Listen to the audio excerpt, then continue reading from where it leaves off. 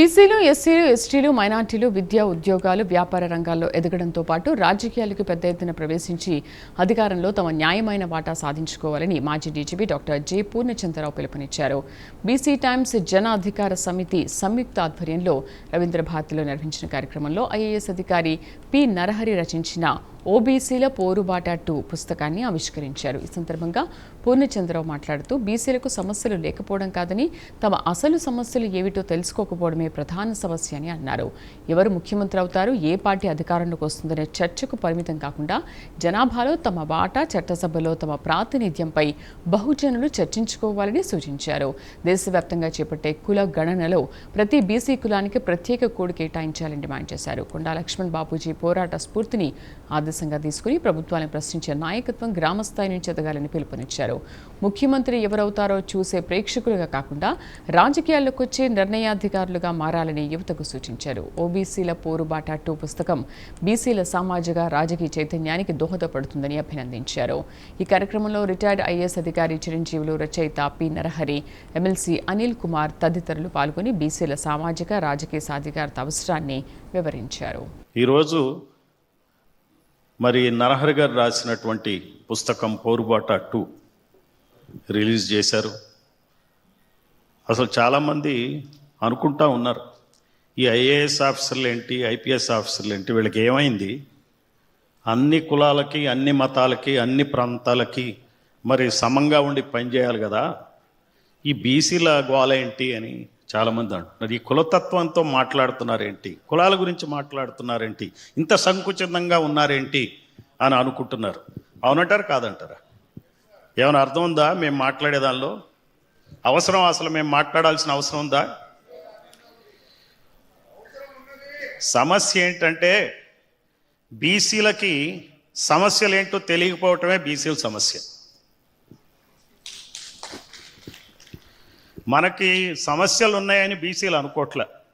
మనం ఏమనుకుంటున్నామంటే రేవంత్ రెడ్డికి సమస్యలు ఉన్నాయి, కేసీఆర్కి సమస్యలు ఉన్నాయి, మరి రేవంత్ రెడ్డి పోతే కేసీఆర్ వస్తాడు, లేకపోతే కిషన్ రెడ్డి వస్తాడు, కిషన్ రెడ్డికి సమస్యలు ఉన్నాయి, చంద్రబాబు నాయుడికి సమస్యలు ఉన్నాయి, జగన్మోహన్ రెడ్డికి సమస్యలు ఉన్నాయి, పాపం చంద్రబాబు వెళ్ళిపోతాడు, ఇప్పుడు జగన్ వచ్చేస్తాడు, లేకపోతే జగన్ గెలవడు, పవన్ కళ్యాణ్ అవుతాడు.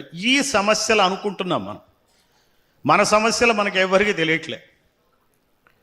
అసలు అన్నిటికన్నా ప్రధానమైన సమస్య ఏంటంటే ఈ రోజున దేశవ్యాప్తంగా కులగణన జరుగుతుంటే మన కులానికి కోడ్ ఇవ్వట్లే.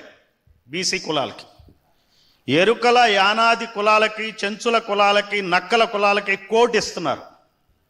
మాలలకి, మాదిగలకి కోడ్ ఇస్తున్నారు. పద్మశాలులకి ఇవ్వరా?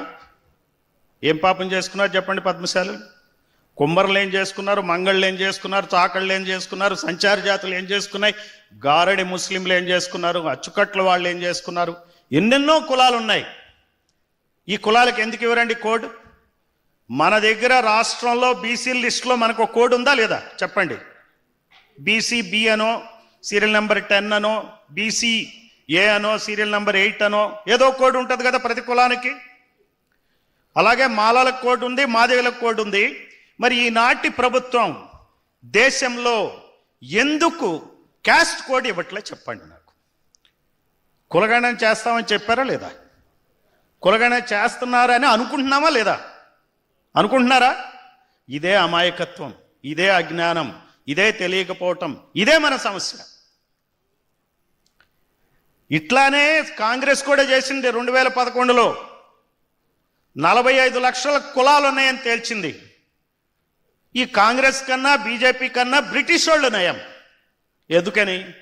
బ్రిటిష్ వాళ్ళు 1931లో మన కులాలని గణించారు. వాళ్ళు మనం కులం, ఒక్కొక్క కులం ఎంతమంది ఉందో తేల్చారు. వాళ్ళు ఇవ్వగలిగింది 4000 చిల్లర కులాలు ఉన్నాయని చెప్పి తేల్చారు. కాంగ్రెస్ వాళ్ళు 45 లక్షలు అంటారు. రేపు బీజేపీ వాళ్ళు 10 లక్షల కులాలు ఉన్నాయి, ఏం చేస్తాం, ఏ కులం ఎంతమందో ఏం చెప్తాం, ఇవన్నీ కష్టంగా ఉంది, ఈ డేటా బయట పెట్టాం.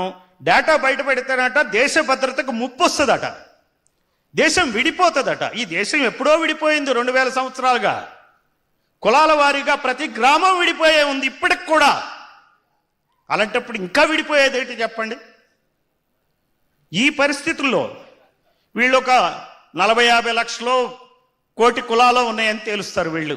ముక్కోటి దేవతలు కదా మనకి ముక్కోటి దేవతలు కాబట్టి ముక్కోటి కులాలు ఉన్నాయని చెప్తారు. ప్రతి కులానికి ఒక దేవత అండి, అందువల్ల ఇన్ని కులాలు ఉన్నాయి, మేము లెక్క పెట్టలేం, బయట పెట్టలేం అంటారు. మరి ఎస్సీల్లో మాదిగల జనాభా ఎంత ఉందో బయట పెట్టారా లేదా నాకు చెప్పండి. తెలుసా మీకు? మాలల జనాభా ఎంత ఉందో బయట పెట్టారా లేదా? తెలుసు కదా.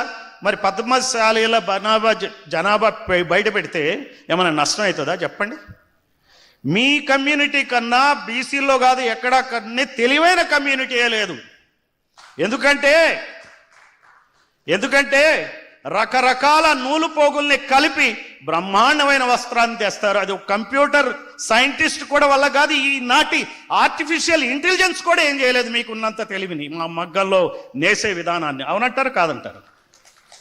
చాలా తెలివైన ప్రజలు ఉన్నటువంటి కులం పద్మశాలీలు. వాణిజ్యంలో కూడా వ్యాపారంలో కూడా తెలివైన కులం. మీకున్నటువంటి అర్హతలు వేరే బీసీ కులాలకు లేవు. మా కులం కుమ్మరి కులం, మాది ఓన్లీ కుండలు చేయటం వరకే, ఆర్టిస్ట్గానే తెలుసు, వ్యాపారం తెలియదు. మీకు బ్రహ్మాండమైన వస్త్రాల్ని నేసేటువంటి పరిస్థితి ఉంది. ఏంట్రా సిరిసిల్లలో ఏమైనా చెప్పాల్సి వస్తే ఏం చెప్తారు? అగ్గిపెట్టెలో పట్టు చీర తయారు చేశారని తీసుకొచ్చి ఇట్లాంటి మీటింగుల మీద ఆ ఎమ్మెల్యేలు, ఆ మంత్రులు, ఆ ముఖ్యమంత్రులు, ఆ ఇతర కులాలకు చెందిన వాళ్ళ దగ్గర మెహర్బానీ కోసం చూపిస్తారు. మనం కూడా చూసి అరే మా కులం వాడు నేశాడు బ్రహ్మాండమైన వస్త్రం, ఆయన కేసీఆర్ మెచ్చుకున్నాడు, కేటీఆర్ మెచ్చుకున్నాడు, రేవంత్ రెడ్డి మెచ్చుకున్నాడు అని చెప్పి మనం ఆనందపడటం తప్పిస్తే ఏమన్నా ఒరిగేది ఉందా నాకు చెప్పండి? ఏమైనా ఉందా?